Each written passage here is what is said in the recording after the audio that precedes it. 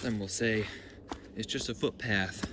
Why would you want to go walking through the woods, the middle of the woods for months on end, trudging through mud and rivers and hiking through hardship just to say, I've hiked the Appalachian Trail?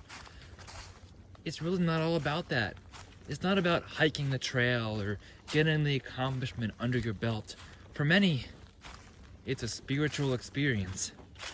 It's a physical experience, it's a physical challenge. But it's much more than that. You have the mental, you have the spiritual, you have the friendships that are made, the lifelong connections that are built on trail. And this is what I am so much looking forward to at the outset of my Appalachian Trail through hike. In just about a week's time. This is not the Appalachian Trail yet.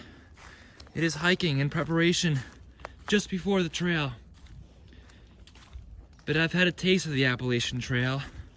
And on this trail that crosses across 14 states, 2197.4 miles, I've had taste of its magic.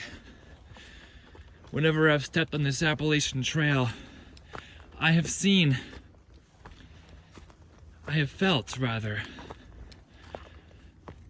something that no other trail gives me.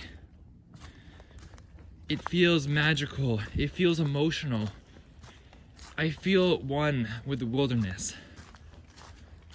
And I can get that from any old hiking trail like this one, for a little while. But the thought of going on a much longer adventure is a different experience altogether. It's an experience for months. It's living out of the wilderness, relying on angels along the way who will help your path. The whole trail equals about 16 climbs of the 29,035 foot Mount Everest. This trail is not flat, it will challenge you. They say that the first part of the trail is a physical challenge.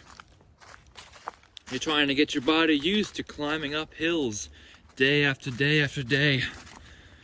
And then of course climbing down them. My body is not used to climbing day after day after day, hiking 20 miles a day, each and every day. Then they say the second challenge, the second third of the trail, is the mental challenge, convincing yourself that I can keep going, that I am this tired now, but I will not stop. I will keep going because I have started this, and part of the inspiration for continuing a through hike once you've started is the fact that you've already started, that you've begun. And many times the first step might be the hardest step, because actually getting there and saying, you know what, I'm going to do this. I'm going to go out and hike. I'm going to put my life on hold and go out there and take up this challenge and actually do this thing. And then when you're on trail going through the rain and the pain, thinking about Maine, you wonder if you're still capable, if you've given it all you've got, if you still even want to finish this trail. Once you push through that, I've heard it becomes a spiritual journey in the final third of this trail. That you can renew yourself, you can find yourself. And yeah, the trail's not gonna fix all your problems and all the difficulties that you had in life before. You're still gonna have that. It's not all going to go away. But you can see it with a brand new perspective because you've seen the trail.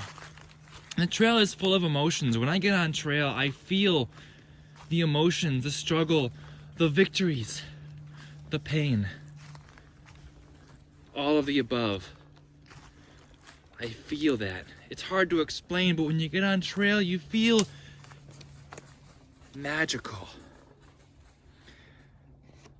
Magical. The first through hike was in 1948. Look at those deer.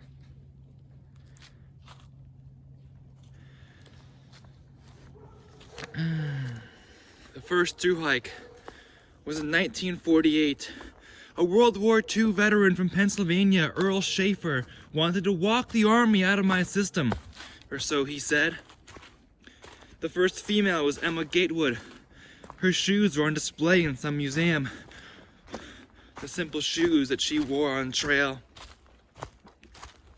About 20 to 25% of the hikers who attempt to hike the trail fail or succeed. About 20 to 25% who attempt it actually complete it. The oldest person to complete the Appalachian Trail was 83 on November 7th, 2021. Nimblewell Nomad, M.T. Eberhart. The youngest was only 4 years old. Juniper Nedeber completed the trail in October of 2020, but he wasn't officially documented because the trail was technically closed that year because of COVID. But he was the beast, and he at 4 years old completed a through hike of that entire 2,200 mile journey. Nearly everyone on trail has a trail name. If you don't start with a trail name, you get a trail name pretty quickly from those people that you know. Shelters and hostels are all scattered along the way, something very different than other long trails throughout the country and throughout the world. They create the community of trail because shelters are a communal place for hikers to gather. During the day, many hikers are spaced out, but then in the shelters and the hostels, they come together and tell stories, sometimes build a fire, make memories, make friendships.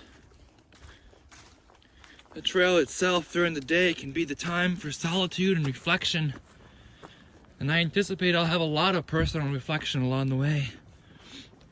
And I'll hike with some people for a little while, but we'll all go our own pace, and we connect at the shelters and the hostels, and those are the people that make the trail special. The people you meet. People you meet, the experiences you have, and yes, the sights you can see as well.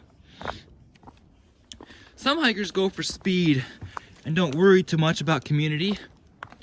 Some of these hikers will say that they want the personal challenge, and that is one way to do the AT. Solely seeking challenge and not as much community. FKTs are fastest known time. The record is Carl Sabe. Not sure if I pronounced that correctly, but Carl Sabe did the trail in 41 days, 7 hours, and 39 minutes, all roughly 2,200 miles. This was a supported time back in 2018. The fastest unsupported time, which means nobody is giving you any supplies. You're getting your own supplies, carrying your own supplies the whole way. There's nobody giving you magic or extra food at trailheads or letting you sleep in a car or anything like that. The fastest unsupported was in 2017. Joe Stringbean McConaughey, 45 days, 12 hours, and 15 minutes. Some people still try to challenge those FKT times, and some will break it. Because there's people who train specifically for it. The trail was dreamed up by a man named Benton Mackay in 1921, who was an architect. The trail was completed in 1937 and designated a National Scenic Trail in 1968. The highest point of the Appalachian Trail is 6,643 feet at Clingman's Dome in Great Smoky Mountains National Park. It's divided into 4 sections: the Southern Mountains, the Virginia Highlands, the Mid-Atlantic Lowlands, and New England. Most people get the biggest miles through the Mid-Atlantic Lowlands until the high peaks of northern New England slow them down, both for difficulty and also to enjoy the view. Because enjoying the view is something special. And we want to leave moments for that too. We want to enjoy the whole experience of trail.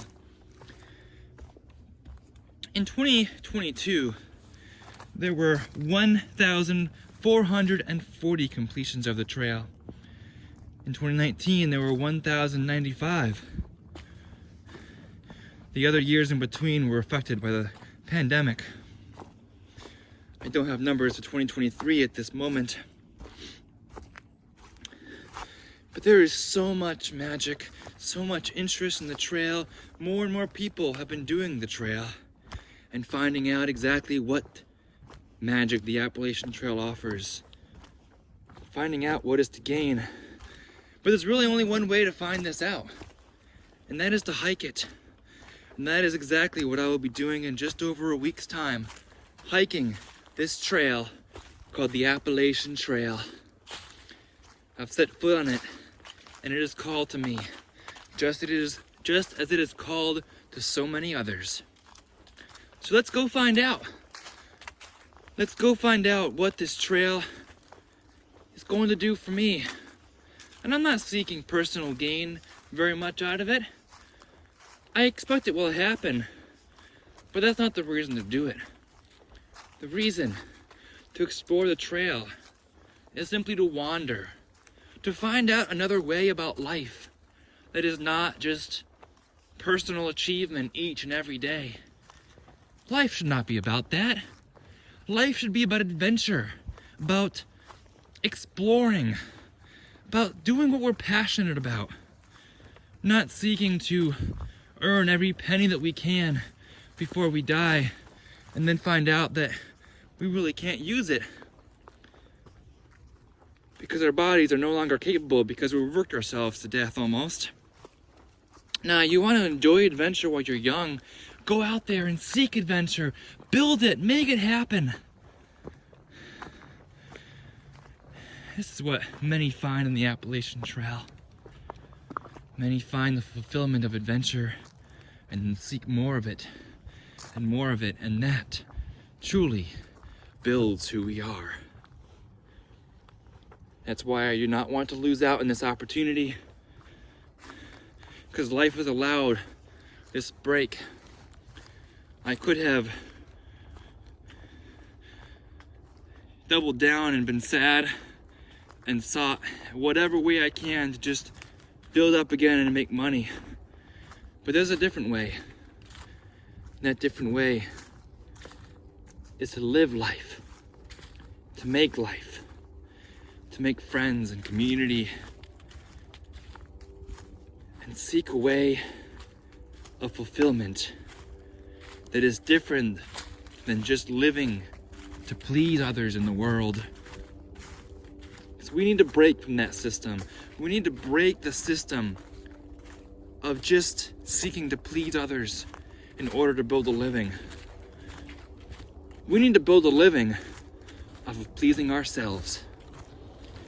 And that, my friends and family, is the way I want to live. And that is the revelation that many have brought from the trail, and that is a revelation that I anticipate that I will receive as well. But we don't know what the trail brings. It brings each person a unique perspective, and I will share that perspective with you on this story of 120 days. Appalachian Trail, Georgia, here we come. Godspeed.